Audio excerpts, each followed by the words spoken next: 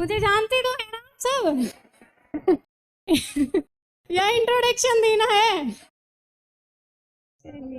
देखिए कि हर कैंडिडेट को ऐसा फील होता है कि आज नहीं हो रहा है, नहीं हो रहा है। वो जो एक टाइम आता है जब हम डिमोटिवेट हो जाते हैं कि हम बहुत थोड़ा पढ़ रहे हैं या हमसे तो हो ही नहीं रहा है।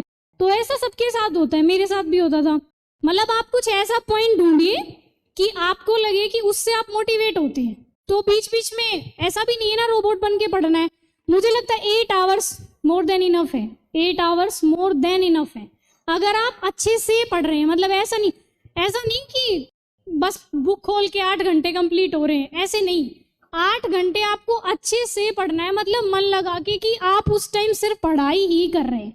मैं जब डिमोटिवेट हो जाती थी कि नहीं हो रहा है, नहीं, मैं बुक्स बंद करती थी, मैं अपनी मम्मी से बतियाती थी 1 घंटे आराम से। ये पढ़ाई की बातें नहीं, मैं और बातें इधर उधर की जो भी होती हैं वो आराम से। फिर मुझे लगता था हाँ खूब टाइम खराब कर लिया है अब मैंने। और फिर मुझे लगता था कि हाँ आपको ऐसा काम करना है जिससे आपको एनर्जी मिले, आपको लगे कि हाँ भाई अब पढ़ना है। तो ऐसे घबराना बिल्कुल नहीं है कि हमसे नहीं हो रहा है, या बीच बीच में ऐसे स्टेजेस आ रहे हैं कि हमें थोड़ा सा डिप्रेशन फील हो रहा है या डिमोटिवेट फील हो रहा है, उससे बिल्कुल भी नहीं घबराना है। पहली बार में ही कर लेंगे, है ना।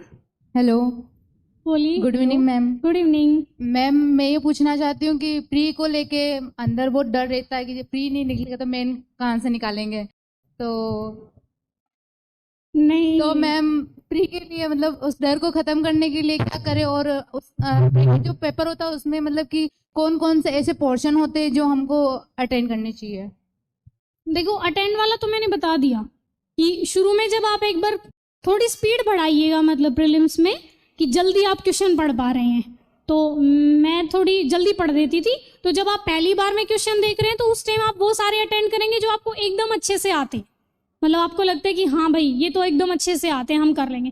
फिर जब आप दोबारा करेंगे, मैं क्या करती थी, जैसे जब अटेंड करती थी जो आ गए वो तो सीधा निशान लगा लिया, और जो मेरे को लगता था थोड़ा डाउट है, मैं करूंगी जरूर लेकिन थोड़ा डाउट है, उन पे मैं ऐसे सर्कल लगा देती थी, ताकि जब दोबारा मैं आऊँ गो थ्रू करूँ तो मुझे आसानी रहे कि हाँ ये वाला करना है अटेम्प्ट हर हाल में, बस ध्यान से देखना है। और जो बिल्कुल ही नहीं आता था वो एकदम लास्ट में, अगर आपके पास टाइम है, आपको लगे शायद क्वेश्चंस बहुत कम अटेम्प्ट हुए हैं, सिर्फ फिर करें।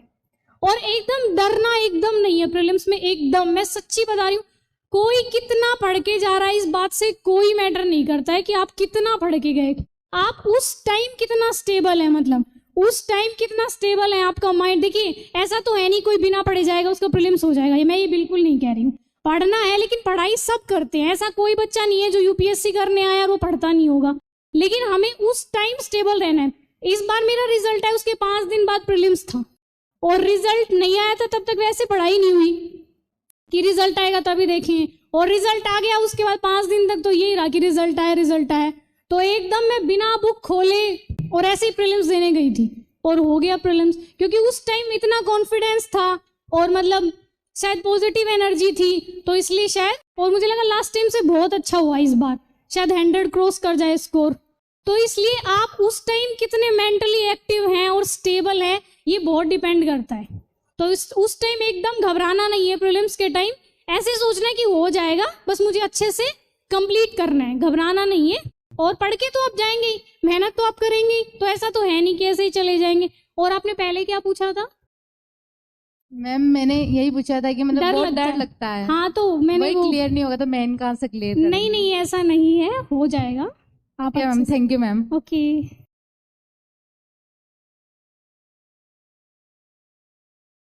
मैम एनसीईआरटी कंपलसरी है क्या? एनसीईआरटी आपने कौन कौन से सब्जेक्ट